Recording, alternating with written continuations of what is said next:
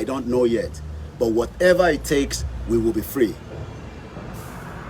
Let me remind many of you that these politicians put every one of us, our life in danger. How do you protect that life? You think America cares about you? America doesn't care about every single one of you. You think the British care about you, the government? They don't care about any one of us. We should be the one to care about ourselves now and prepare our mind that for us to be free, internally free from the bondage of the Fulani terrorists, we must go back to who we are prior, before the fraudulent amalgamation. Thank you so much, Mr. Shegun Ariose. There is not one group of people in Europe with a population of more than 2 million that do not have their own country. Yoruba people are more than, let's even keep it at 35 million. I don't want us to be using the word 70 million. Let's even keep it that Yoruba people are 35 million, according to the statistics and the census in Nigeria. Let's work with that alone. It's more than enough to have a country of its own. We are not encroaching on anybody's territory. We have our own waterways. And we have our right to have our own government. I am not talking about the bastard government that you're running right now, the Amala and Begiri government. We are talking about a government that represents the people, that your voices will be heard. They will be accountable to us. None of your politicians today are accountable to us. 6 months after the bomb blast in Ibadan, what is Seyi Makinde telling us? It no go better for you, Seyi Makinde, oni shurire.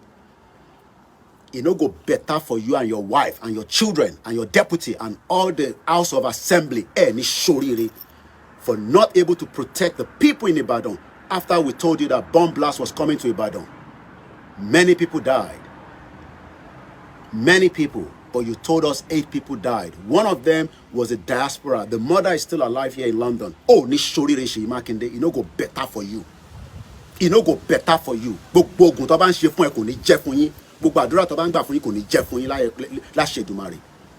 warned you that there was a bomb threat happening in the southwest until on the 16th of January. 6 months now, we've not been given a complete people. Nobody has been taken to prison. Innocent Yoruba people that have not committed crime will be put in the prison.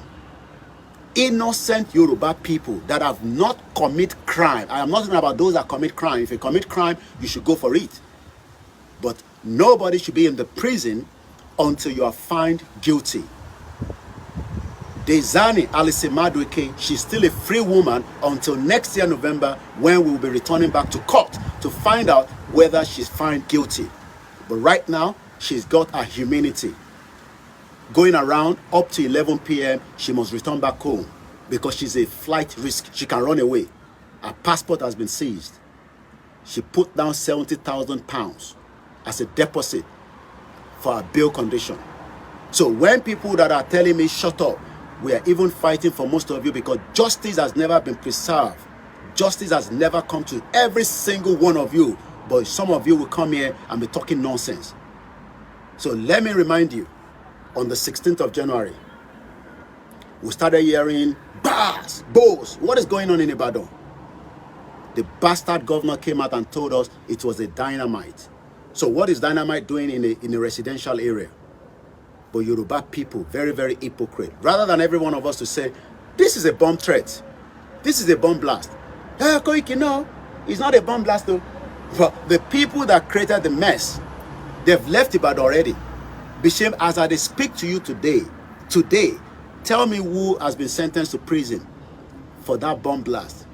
Everybody has moved on as if nothing happened. And then you keep Nnamdi Kanu in the prison, and you told Igboho not to come back home, to live in exile. So then you keep Nnamdi Kanu